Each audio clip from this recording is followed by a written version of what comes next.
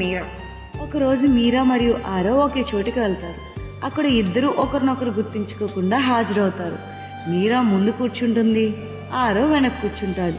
వర్షం అనుమతి అడగకుండా ప్రేమలా కురుస్తూనే ఉంటుంది. అప్పుడు ఆరవ్, మీరు మీ పుస్తకాల్లో కూడా రాస్తారా అని మీరాని అడుగుతాడు. అది విన్న మీరా, నన్ను ఏదో కదిలించినప్పుడు మాత్రమే రాస్తాను, మరి మీరు అని అడుగుతుంది మీరా. నేను రాసేవాడినే, ఇప్పుడు ఇతరులు రాసేది చదువుతున్నా అని నవ్వుతూ బదిలిస్తాడు ఆరవ్. ఒకవేళ వారు రాసింది ముద్రించిన దానికంటే మెరుగ్గా ఉంటే అని సమాధానమిస్తుంది మీరా.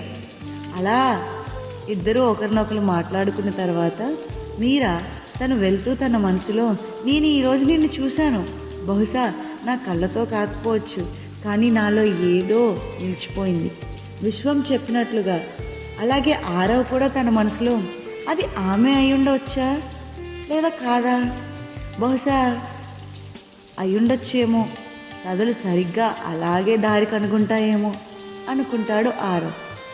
వారి పేర్లు దాగి ఉన్నాయి, కానీ వారి ఆత్మలు అప్పటికే చేతులు పట్టుకున్నాయి.